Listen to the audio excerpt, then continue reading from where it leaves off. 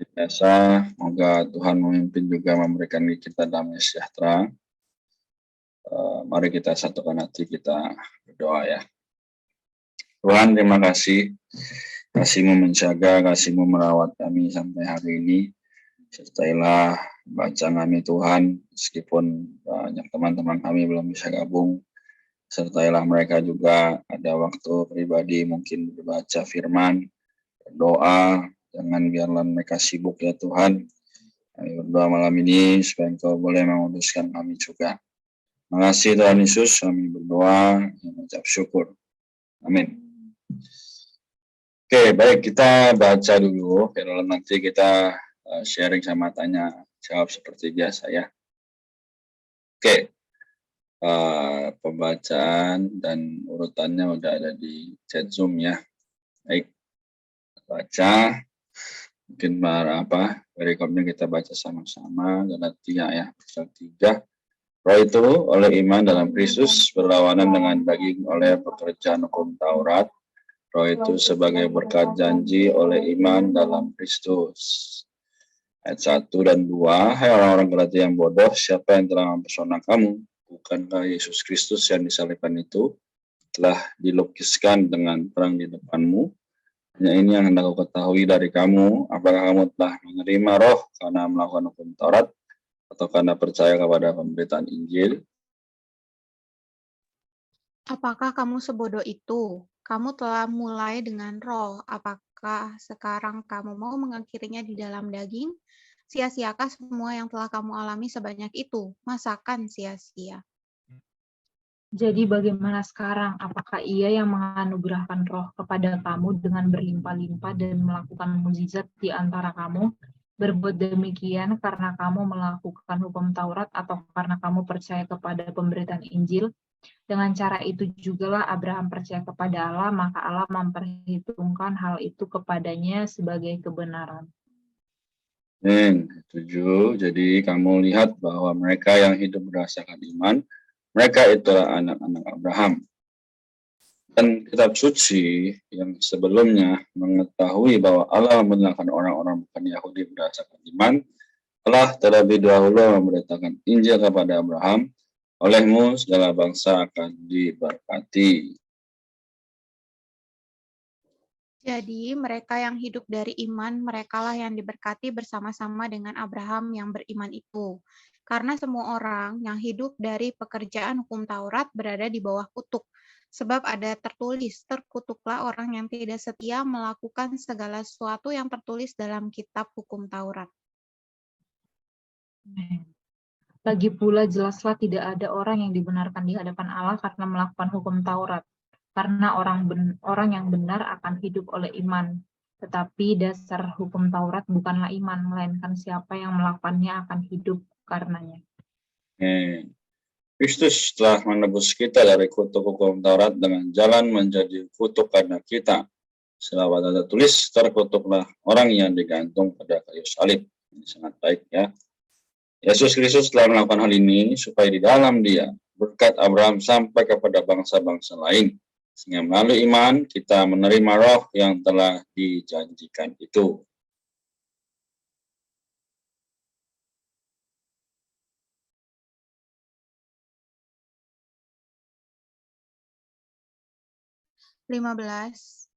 Saudara-saudara, baiklah kupergunakan suatu contoh dari hidup sehari-hari. Suatu wasiat yang telah disahkan, sekalipun dibuat oleh manusia, tidak dapat dibatalkan atau ditambahi oleh seorang pun.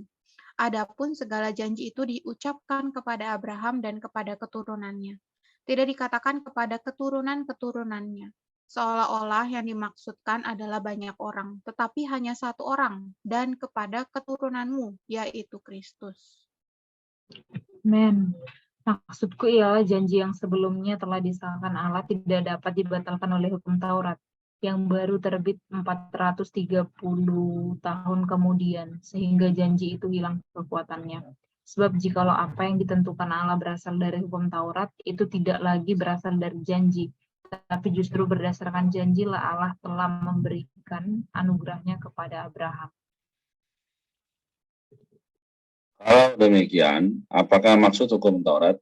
Hukum itu ditambahkan karena pelanggaran-pelanggaran sampai datang keturunan yang dimaksudkan oleh janji itu dan disampaikan dengan perantaraan malaikat-malaikat ke dalam tangan seorang pengantara. Seorang pengantara bukan hanya mewakili satu orang saja, sedangkan Allah adalah satu.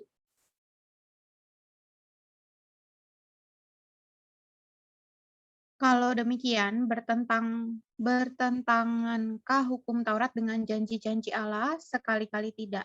Sebab andai kata hukum Taurat diberikan sebagai sesuatu yang dapat menghidupkan, maka memang kebenaran berasal dari hukum Taurat. Tetapi kitab suci telah mengurung segala sesuatu di bawah kekuasaan dosa, supaya berdasarkan iman dalam Yesus Kristus, janji itu diberikan kepada mereka yang percaya. Amin. Sebelum iman itu datang, kita berada di bawah pengawalan hukum Taurat dan dikurung sampai iman itu telah dinyatakan. Jadi hukum Taurat adalah penuntun bagi kita sampai Kristus datang, supaya kita dibenarkan berdasarkan iman. Sekarang iman itu telah datang, karena itu kita tidak berada lagi di bawah pengawasan penuntun. Sebab kamu semua adalah anak-anak Allah melalui iman di dalam Yesus Kristus. 28 ya. Dalam hal ini tidak ada orang Yahudi atau orang Yunani, karena kamu semua yang dibaptis dalam Kristus telah mengenakan Kristus. Dalam hal ini tidak ada orang Yahudi atau orang Yunani, tidak ada hamba atau orang merdeka, tidak ada laki-laki atau perempuan, karena kamu semua adalah satu di dalam Kristus Yesus. Amin. Lagi pula, jikalau kamu adalah milik Kristus, maka kamu juga adalah keturunan Abraham dan ahli waris menurut janji Allah. Amin. Amin. Tuhan ya. Di 29 ayat ya telah kita baca. Dan memang ini adalah satu dorongan bagi kita ya agar lebih mau mengapresiasi Kristus ya, juga mau kita melatih iman kita tiap hari, tiap saat. Nah, dari sini Rasul Paulus langsung menegaskan ya, hai orang-orang Galatia yang bodoh, siapa yang telah mempesona kamu? Nah, ini mungkin ya juga bisa ditanyakan kepada diri kita masing-masing. Siapa sih yang telah mempesona kita? Sampai-sampai ya kita merasa, wah sibuk nih, wah nggak ada waktu, baca firman, ya mungkin ya. Tapi sekali lagi, kita juga berharap bahwa iman yang kita punya dari dulu sampai sekarang terus bertambah, ya tidak hanya menjadi kecil terus, ya. Bukankah Yesus Kristus yang disalibkan itu telah dilukiskan dengan terang di depanmu? Nah, ini juga adalah satu perkataan yang sangat ya menusuk ya harusnya. Kata 2 dibilang, hanya ini yang hendak kuketahui dari kamu, apakah kamu telah menerima roh karena melakukan hukum Taurat, atau karena percaya kepada pemberitaan Injil. Nah, sekarang kita tahu ya, di mana kita menerima roh. Harusnya karena kita menerima pemberitaan Injil ya, bukan karena melakukan hukum Taurat. Jadi orang-orang Kristen hari ini seharusnya juga memiliki hati yang hati-hati. Kenapa? Karena bisa saja mereka mengerjakan sesuai dengan Alkitab, tapi tidak sesuai dengan kehendak Allah. Nah, kita bisa saja jadi tulisan hitam atas putih. Tapi kalau tidak ada pernyataan Allah atau tidak ada Injil, maka itu hanya sekedar hitam atas putih. Nah, tapi kalau kita betul-betul mengikuti Alkitab berdasarkan roh yang dalam kita, maka itu menjadi roh yang menghidupkan. Nah, 4 ya, sia-siakan semua yang telah kamu alami sebanyak itu, masakan sia-sia. Nah, jadi pasal 2 kemarin ya, Paulus juga betul-betul memberitahu bahwa ayat 19 ya, aku telah mati oleh hukum Taurat untuk hukum Taurat supaya aku hidup untuk Allah. Nah, sekarang jadi Alkitab yang kita punya ya, dan juga iman yang kita miliki bukan hanya sekedar untuk hanya oh iya aku hidup hari ini ya, beribadah hari Minggu ya selesai, enggak. Tapi tiap-tiap hari sudah kita menjadi anak-anak Abraham. Ya kan? Kenapa? Yang hidup berdasarkan iman. Ayat ke-7. Nah, ayat 9 ya. Jadi mereka yang hidup dari iman, mereka yang diberkati bersama-sama dengan Abraham yang beriman itu. Dan banyak orang hari ini yang enggak sedikit ya, mencari berkat yang kelihatan, yang kesehatan ya, keuangan ya, dan mungkin lainnya. Tapi siapa yang mau mengharapkan Kristusnya? Nggak banyak ya. Ya, tapi apa? Sekali lagi ini juga perlu menjadi perjuangan kita masing-masing.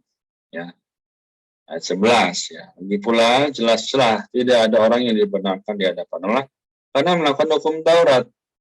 Nah, jadi benar-benar apa? Orang benar itu hidup oleh iman, bukan oleh hukum Taurat.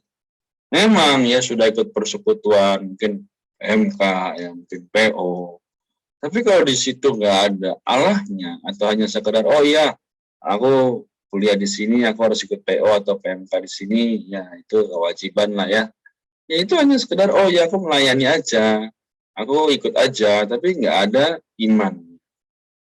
Atau memang ya sudah beriman, tapi belum tentu mengharap atau mengarah kepada Kristus. Nah, ayat 14, ya ayat 13, sorry, ini bilang, Kristus telah menebus kita dari kutuk hukum Taurat dengan jalan menjadi kutuk anak kita. Kristus telah menjadi kutuk anak kita, ya maka sekarang apa? Harusnya kita bisa melakukan berbagai macam hal melalui iman kita, yaitu menerima roh yang telah dijanjikan itu. Amin ya. Jadi semoga Kristus yang telah mati, yang telah menjadi kutuk anak kita, tidak sia-sia. Ya, sampai kita juga lihat tadi banyak ayat-ayat yang ini mungkin aku sebentar lagi selesai. Jika ada yang mau nambahkan atau tanya silahkan ya. Ayat 22 dikatakan, tapi kitab suci telah mengurung segala sesuatu di bawah kekuasaan dosa.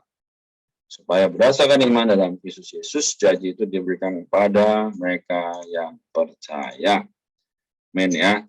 Jadi jika kita punya satu pengalaman, ya, Tuhan aku pengen nih teman-temanku mengenal Kristus, aku pengen nih aku bagi ayat di sosmed ya di mana aku punya ya itu pasti ada perasaan itu, tapi sekali lagi mungkin karena dosa ya karena ada pikiran akhirnya nggak jadi. Tapi apa, hari ini kita percaya bahwa kita dalam milik Kristus, maka setiap orang boleh dan layak untuk bisa membagikan firman ya juga kenikmatan akan Kristus. Amin. Ya, aku sampai di sini. Kalau ada yang mau sharing atau tanya silakan. Kalau belum ada nanti aku akhiri. Kalau demikian.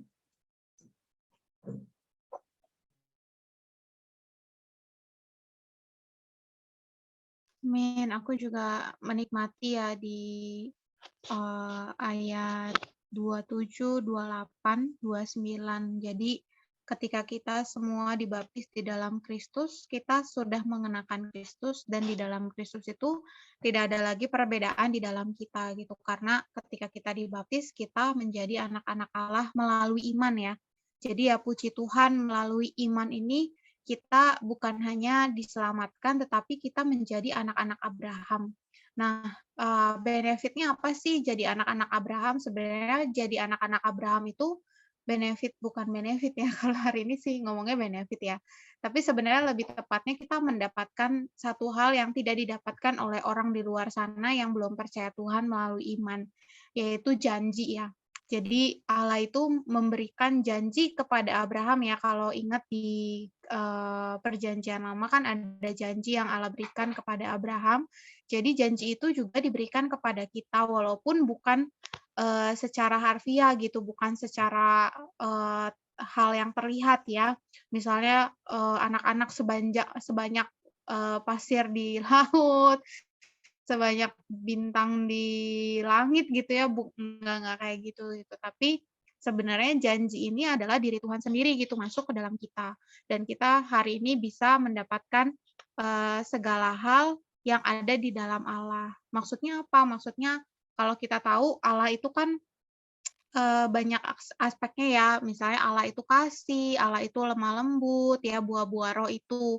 Jadi hari ini kita bisa mendapatkan hal itu tuh melalui iman kita gitu kepada Tuhan, dan janji ini juga membuat kita itu menjadi ahli waris ya. Jadi ya hari ini puji Tuhan, kita ini dibenarkan itu bukan karena kita berbuat baik aja, kita bisa taat kepada peraturan di luar, tapi ternyata kita dibenarkan itu karena kita beriman kepada Tuhan. Jadi ya puji Tuhan hari ini kebenaran ini terbuka kepada kita ya. Jadi kita itu dibenarkan oleh iman, dan di dalam iman tidak ada lagi perbedaan antara kita dan orang-orang di luar sana. Karena kita adalah satu di dalam Kristus Yesus. Amin.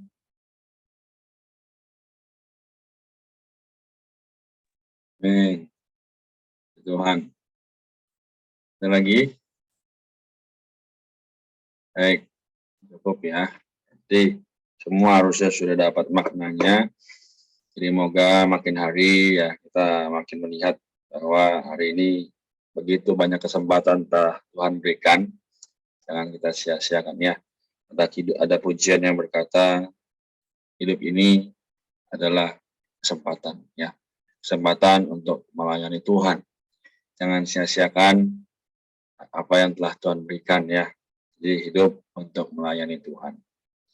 Tuhan ya, semoga ayat 29 juga menjadi satu penutup yang sangat baik ya.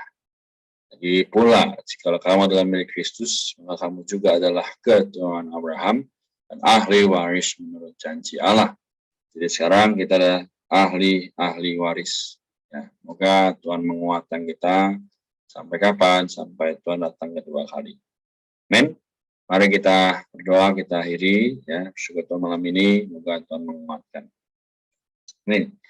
Tuhan, terima kasih atas setiap berkat jasmani maupun rohani sepanjang hidup kami sampai saat ini. Tuhan berkati supaya kami juga bisa menjadi saksi-saksi-Mu. Tuhan dimanapun berada, kami menyalurkan Kristus kepada orang-orang di sekitar kami. Tuhan maupun teman-teman di luar sana yang belum bisa hadir, kuatkanlah mereka. Tuhan, kami sungguh berdoa agar firman-Mu Tuhan bisa menjadi satu dorongan bagi kami semua menjalani kehidupan sebagai manusia. Tuhan rahmati juga kesehatan kami masing-masing, sehingga Engkau bisa memimpin, juga membawa kami terus maju dalam peperangan rohani ini. Terima kasih Tuhan, kami berdoa, diserahkan keluarga kami masing-masing, juga bagaimana sampai akhir tahun nanti, kami boleh terus memperjuangkan pertandingan yang baik. Terima kasih Tuhan, kami berdoa. Haleluya. Amin.